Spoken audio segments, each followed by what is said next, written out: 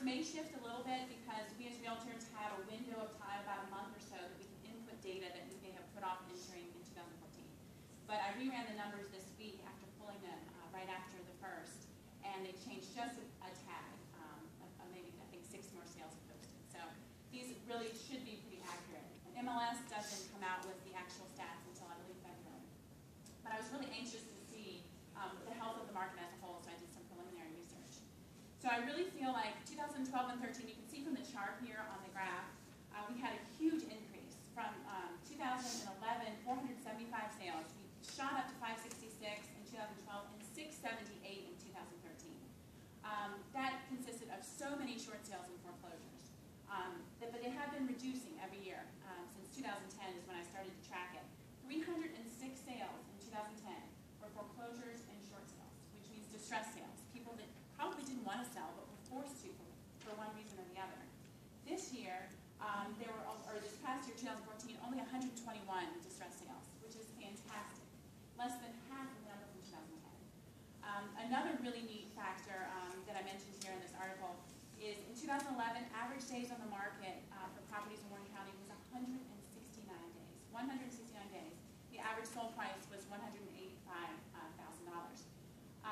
In 2014, of the standard sales, which when I say standard sales, I mean non-foreclosures and short sales, because that really gives us a key for the market as a whole.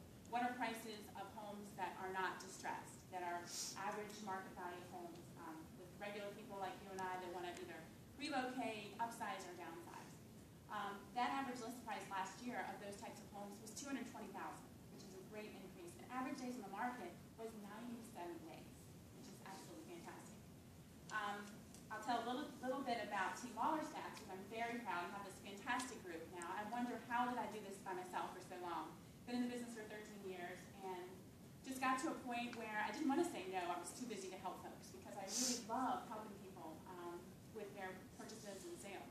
It's just fantastic, but I'm only one person. So what I'm trying to do now is be able to help more people by having a team of wonderful people around me that I'm giving the benefit of my experience and learning from their experience in other fields or in the real estate field. So we have 8 of us that can brainstorm and problem solve, which is fantastic.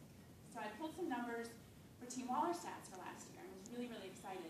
Our listings averaged 56 days in the market. In fact, there were 23% that went under contract in 6 days or less, which is great. We really try to work with the sellers to get them positioned to sell quickly by pricing them right, having the pre-listing appraisals, also by getting the house in its greatest condition as possible, and really timing the listing so that they're most positioned to sell.